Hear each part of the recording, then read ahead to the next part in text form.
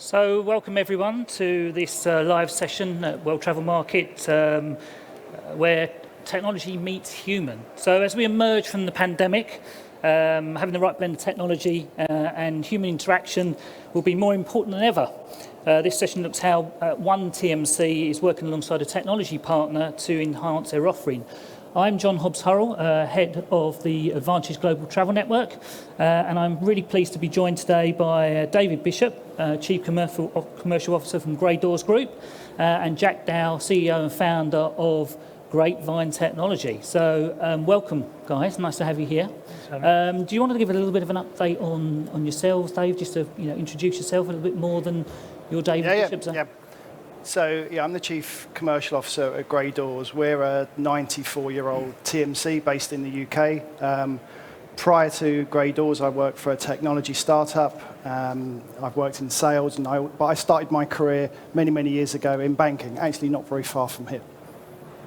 And Jack, do a little bit more about yourself. Yeah, I'm Jack Dowes, the founder and CEO of Grapevine.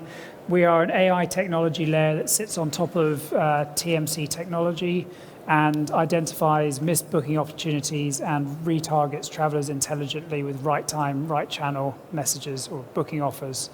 I'm relatively new to the travel industry. I was previously in real estate and I lived in Sydney for 10 years and was quite a regular business traveller there. So, great. And you've turned up in travel.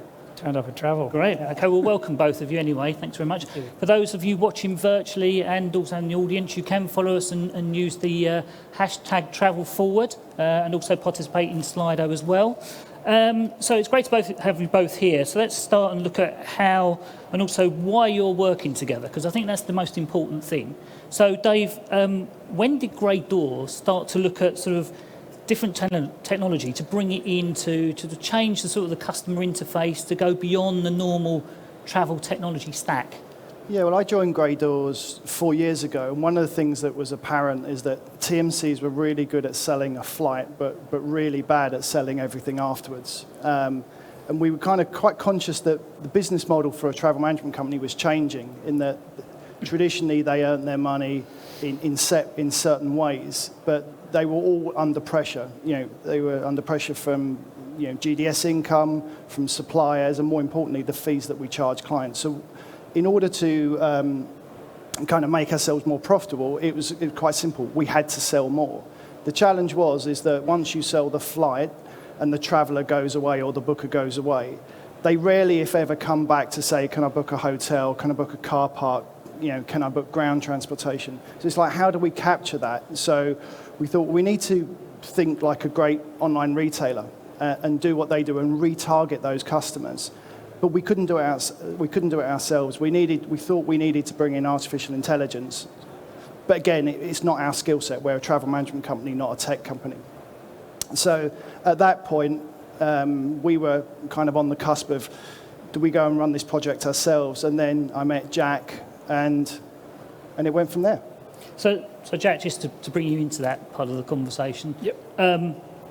How's it working? Not meaning is the relationship great? Obviously, clearly it is, because obviously something is working there. But how does the technology work in conjunction, obviously, with the TMC? So we originally, when we first started talking to Dave, we were a B2C company, and it was all about personalised in-destination recommendations. And we pitched at Travel Technology Europe a couple of years ago and had a bunch of travel businesses say, could you do that for us? And we ended up meeting sort of Dave and the Dawes team, and we talked to them about this in-destination digital concierge. And it was actually sort of Dave who first said, if you're doing all the in-destination stuff, is there any chance you could do the hotels, airport parking, car hire, all that kind of thing? And really opened our eyes to the opportunity there. And so what we do, and to us it didn't make any difference. We surveyed over 60 TMCs, and they all said the same thing, that those core ancillaries were what they were looking for. And ultimately what we do is we integrate with TMC data sets, and that might be a one-to-one integration, or we can use third-party technologies that they've got integrations with already, as long as we can get that data feed that helps us identify who's traveling, where they're traveling to, what they've booked, what they haven't booked. And we work that all out from the data feed. We also look at historical data to see where that traveller has maybe travelled before, or their colleagues have travelled before, or people like them, to help us determine if they've stayed in a hotel. We can, that might be high up on a good recommendation. So, Dave, what I'm hearing then is that data was all important. So you need to have good data before you could start to work with Jack and Grapevine. Yeah, absolutely. I mean, it's not common for TMCs to actually have good data. I mean, we're data geeks, and we know where people are going to be. We know when they booked, and it was really a case of presenting that data through the Grapevine engine. So we intelligently target those customers at the right time, because there's a window of opportunity where after the initial booking where they're thinking, actually, I do need to book a hotel, and those data points are different for each product. Mm-hmm. Normally, the first product you consume is the last one that you book, which is like, how do I get to the airport or car parking? So what Grapevine does is it works out the optimum time to target that customer and hits them with a message. It's a very, the whole philosophy for us was, let's make it easy for the traveller. They're not really that invested in where they buy these products, but if we can make it easy for them to buy from us at the right time, at least number of clicks to book, then we'll see, our attachment rates rise. And that's kind of really been the fundamental focus for us is, when is that right time? I'm sure we're going to talk about kind of machine learning later, but the key with machine learning is you need lots of data for the machine to work. That's something in the travel industry, as we'll know, we haven't really been blessed with for certainly through 2021. But it's slowly starting to understand, when are those optimum times. We've also gone to some of our suppliers as well. And with huge data sets, people like Expedia, and said, when are people booking hotels after they've done a flight booking? So we've used a lot of that data and then put this into our algorithms, or into the algorithm of Grapevine, to really know when is the right time to hit someone. What's the greatest opportunity where they're thinking, yes, let's go and book a hotel.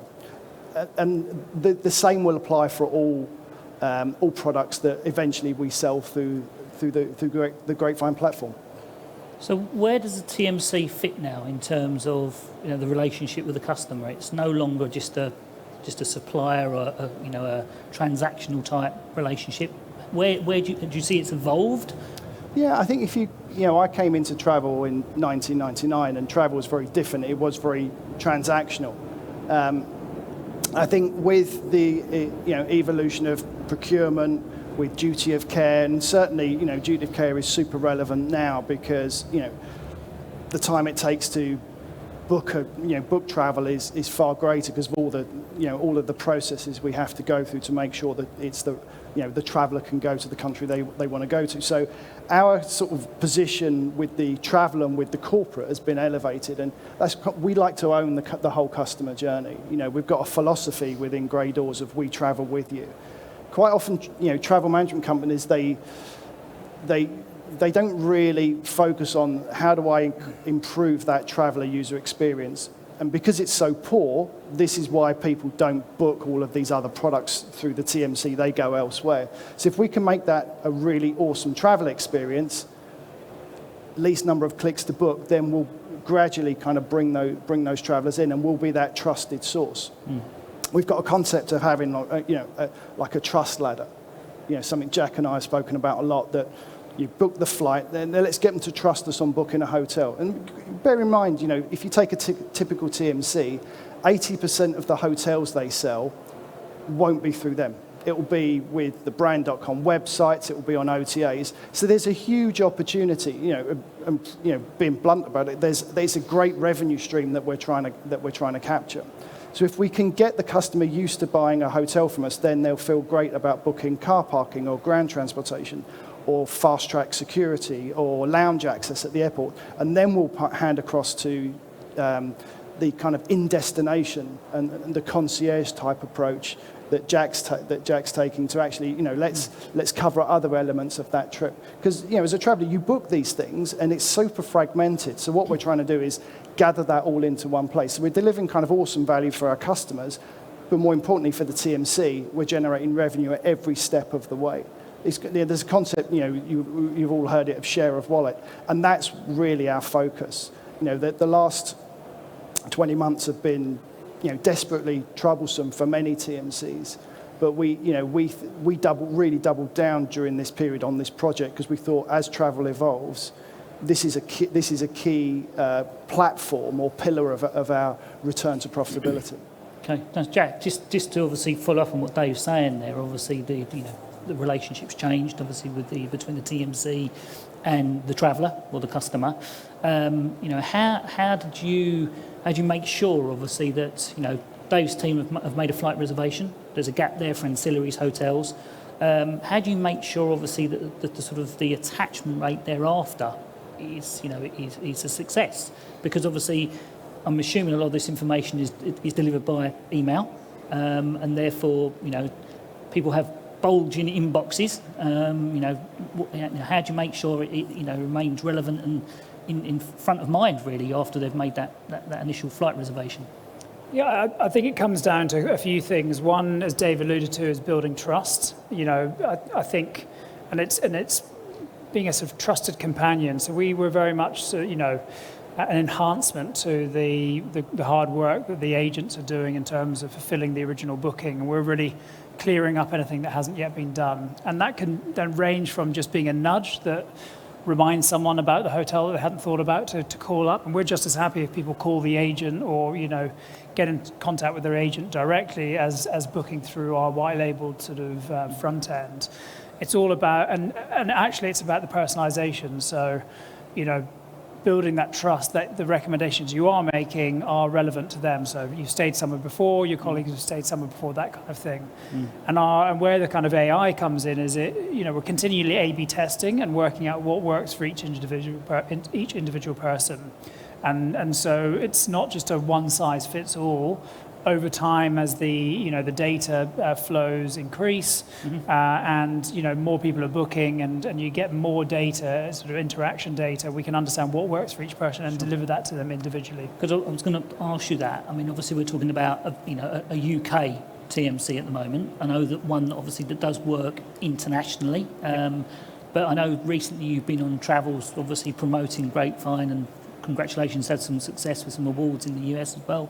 So is the message different in the UK to other markets that you've experienced, or is it largely the same? No, exactly the same. I mean, different markets have slightly different ways of doing things. Like the TMC has a direct relationship with the hotel chains in the US, but we're broadly agnostic to that. What we are doing, whoever the client is, we are identifying opportunities that have been missed, and we're delivering value to the end user. We're providing that, timely contextual sort of recommendation that might be, hey, your plane's been delayed, would you like lounge access?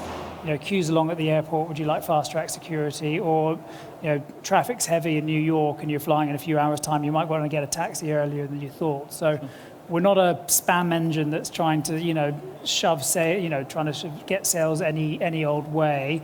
It's about discreet messaging, building trust, supporting the TMC as if anyone from there would just say, hey, we're here if you need us, but taking that piece that the ROI on an agent calling up everyone throughout their trip just isn't there. So automating that process. Sure.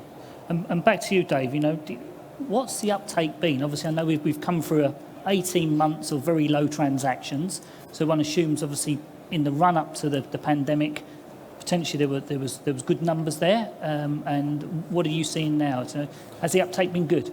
Yeah, I mean, we've seen, if I kind of think back to when Jack and I were looking at what the metrics could be for this type of approach, we've beaten all of those. So, and that's really, that for us, that's really encouraging. So we've seen our hotel attachment rates, which is kind of a prime income stream. We've seen them increase by about 15% since we started doing this. We've seen our car parking attachment rates almost double. Now, admittedly, it was coming from a super low base, but this is all additional revenue, and for a TMC, I'm an ex-FD, and it's at really, pretty much no cost to us. So it's all kind of, aggregating revenue to our business. So I think the thing that we need to test is, is directionally selling more. So it's the kind of the not just we're selling a hotel, but we're selling the right type of hotel. And that's kind of where we'll finesse that. You know, one of the things that we did is, you know, we started, and I kind of won't mention the suppliers, but we started off with one hotel supplier supporting the engine, and we're now moving to another one who's kind of overall is a better revenue stream for the TMC. So that's kind of that, and then that's helped in support our, you know, our kind of financial goals for this year. So, you know, I'm happy. We're never totally happy. We're a demanding TMC. You know, I think as Grey Doors, we do, you know, we are the oldest TMC in the UK. We're the second oldest IATA agent in the world, but we're very much working in a digital arena. You know, we're quite proud of that. So we've always got lots of, you know, ideas of how can we make it better. One of the things that we're going to be talking to Jack about is how do we tackle different traveller buckets, because there's, you know, how do we tackle, you know, how do we approach a road warrior to a newbie first-time traveller? You know, and what kind of messages do we get beyond that? Do we get beyond, you know, here's your flight? It'd be more around, you know, safety and security, or guiding people through airports, or giving them kind of helpful hints and tips at every step of the way. You know, booking travel it's not easy. I'm going to Madrid tomorrow, and I spent probably 2 hours trying to navigate all the various different forms that I need to do for Spain to come back to the UK and check in and all this stuff. So, you know, and I'm relatively experienced traveller. So we kind of know that there's a real kind of gap to help improve that communication and that hand-holding, particularly with people, you know, the first time people travel. And we think that the Grapevine platform is perfect for that. And again, that's kind of where, again, the more travellers engage with it, the more they'll trust that this is a great source, not just for information, but for kind of hints, tips, ideas, you know, purchase opportunities as well. And that's kind of, we think that this, you know, what we have now, relatively small product set, will expand into kind of many different areas. And we see Grapevine as an integral platform for our whole business to communicate with our travellers, not just as purchase opportunities. Sure. And that's going to be an amazing relationship, we think. I mean, you made an interesting point there about, you know, doing some research yourself, booking to, was it Madrid? Yeah. Madrid, 2 hours. You know, we're advocating obviously now more than ever the human intervention on a booking. You know, we've been told through other sources that bookings are being touched 5 times more than they were previously. So does this blended, you know, human technology solution, you know, create the right duty of care management? You know, are we here aiming to prevent rogue bookings like the off-channel bookings, or just have greater product attachment, or a bit of both? In my mind, it's completely both. Historically, there's been a bit of a disconnect between the TMC, the travel manager, or the procurement person at the corporate, and the employee or the traveller and or booker. And I think things like, you know, duty of care, you know, wellness initiatives, incentive programs, they're not, you know, they're all completely sort of aligned. And so, you know, what we're doing is hopefully allowing the TMC to provide that really high touch, sort of high value, you know, service that only a human can, and free them up from the kind of, you know, the nitty gritty that just, you know, the ROI, as I mentioned, isn't there. So I think there's a huge opportunity to be there for the traveller throughout the journey, and the blend of the human touch and technology being that you can actually, you know, really be there, you know, when the traveller needs you most. Because it's about, you know, building confidence in your trip and making sure that, you know, when you are booking a trip, you are thinking of all the right things. I flew back from New York on Friday, and, you know, I arrived at the airport, and I'd been so kind of, you know, last thing I'd heard on the news is that the UK had, you know, it was no longer PCR, it was only lateral flow. So I'd completely forgotten to do my passenger locator form. So there was this huge mad scramble. So if I was a Grey Doors customer, and I would have had the, you know, a message beforehand saying, you know, here's the check box. And, you know, you're reliant on, some airlines are great at it, others aren't. And so to have someone who is there looking out for you is, you know, is always going to be very human-centric, but, where we can support that. That's So Grapevine wasn't managing your reservation then, Jack? they weren't. Jack went off piste for his Yeah. So, going back to that sort of duty of care question, Dave, one of the things that obviously, with procurement managers, travel managers, when you're talking to them about obviously the services you're providing, are you saying that obviously we've got, this piece of kit that we're using, this technology to ensure that nothing is missed, everyone is, no one's off radar, no one's off piste? Does it give an extra layer of comfort? I'll answer that in two ways. So if I take procurement and where we see corporate travel policies moving, certainly over the last 3 or 4 months, is it's very much tightening down on road travel outside of the program. So we've our largest customer had put a complete ban on people booking hotels outside of the travel program for different reasons. One, duty of care, we know where people are. Secondly, because travel plans change because, or certainly have been changing with countries in and out, or people getting COVID and they can't travel. So it's around having the travel manager having their arms around the whole of the trip, not just the most expensive part. So if they need to cancel, they cancel everything. So no-show bills go down. So that's kind of driven a real, more of the travel wallet coming to the TMC. But I think it's very much, travel is, we need to hold the hands of the traveller at every step of the way, be it, a road warrior or a first-time traveller.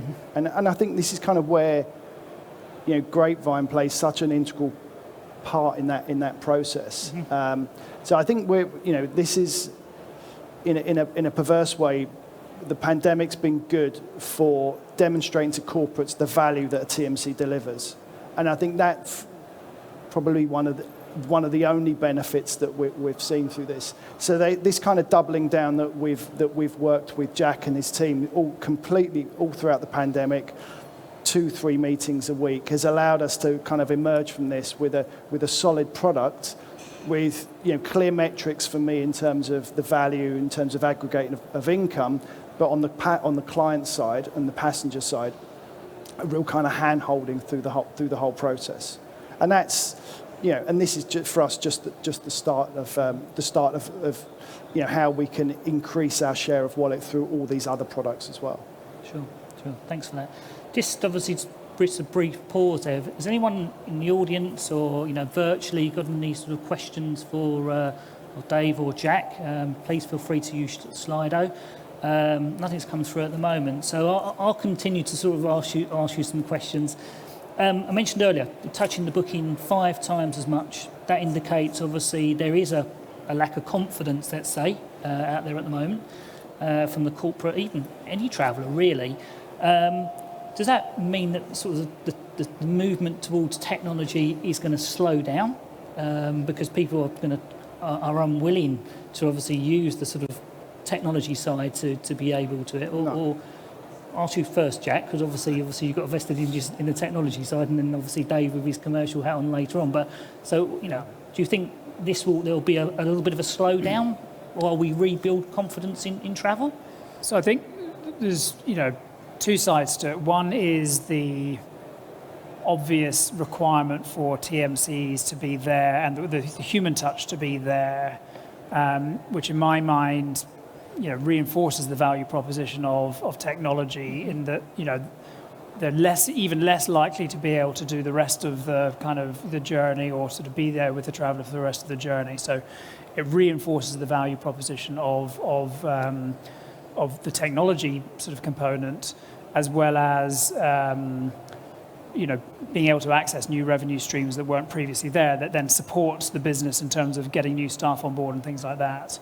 I suppose the flip side to that, or the danger is that TMCs become swamped with inquiries and things like that, and so technology, just as a natural result, becomes sidelined. But that's almost the opposite of what, in my mind, and I'm obviously talking my own shop, but I genuinely believe that is the opposite of what TMC should be doing, which is actually finding integrations, whether it's ours or not, that are light touch in terms of the integration and the implementation, but can deliver this extra value that can then be pumped back into the business. So it's part of what we're doing is more around, how much money are you leaving on the table that could, with a simple solution, be could be reversed and put you in better shape than you were before the pandemic. Okay, that's great. But Dave, just to touch on that, obviously 18 months, a lot of TMCs obviously downsized, went into sort of hibernation. So, I guess, I'm looking at it from both sides of the fence at the moment. Obviously, referring to, has the pandemic slowed down the advance of technology? You may argue differently by saying... Oh, yeah, massively. So, and I had to kind of eat my own words internally on our board meetings, because we thought, what would happen through the pandemic as we returned is that we'd see a shift away from online booking to agent assistance, people, and that's kind of mainly people emailing in. It's probably about, of our kind of agent-assisted travel, that probably 90% of that is by email, 10% by phone. If I kind of look at our overall business and, the last quarter of 2019, 51% of our total transactions were done online. It's 65% now. And it has been consistently high throughout the period. So what we did is we put various pieces of technology. We kind of concept of microservices, like plugging on bits of information through the passenger journey, and that's kind of really restored people's confidence that they can book online and they've got all the information that's needed during that process, during the booking process, and kind of Grapevine kind of really supplements that. I think if you look at what's happened in people in the B2C world, a lot of retailers have struggled, haven't had many people there. So people naturally have done it, have gone online to book. So I think people's buying behaviours have changed, and then we're seeing the benefit now in terms of people booking online. What has changed is that when people do ring up, it does take longer. The average booking takes 5 times as long. It's quite scary. But actually, most of those transactions, say 65% of those transactions, are completely touchless from our perspective, which is great. So it shows that the program works. Okay. We're just inside the last 3 minutes of this session. It's been hugely sort of interesting. So, Jack, looking beyond the sort of next 12 months, where do you see the industry from a tech perspective? So I'm a big believer in this kind of, shift towards API-driven microservices. I think, we're, really excited to be in a cohort of startups that are, adding value in their individual areas. And, everyone is doing what they can to work together, because they realize that, combined as a package, you can offer so much value to the industry. So everyone's really supportive of each other, which is great. I think, personally, we've started with core ancillaries. We're looking to move into in-destination content and really be a vessel that can deliver any content. Paul Tilstone at Festive Road was saying, what about who's looking after your dog? Well, who's watering your plants? So the opportunity is huge. But it's really, for us, it's about building trust and being a kind of seen as a really useful bolt-on to sort of the existing human relationship with TMCs and being there for those times when what's going on around me tonight in a destination. It's adding value throughout the trip, and I think if we can build up that trust, it then becomes the go-to and becomes a bit of a self-fulfilling prophecy. Interesting comment you make there about dogs. I think, what the percentage of people that went out and got dogs during the pandemic? Yes, exactly. Probably an area that we need to look at. So, Dave, the same thing to you. What are you seeing? Are you just seeing more of the same over the next sort of 12 months? Or? I think we've seen 38% of corporate clients move TMC because of the way that the lack of support that their TMC has given them through the pandemic. There was an article in BTN a couple of weeks ago.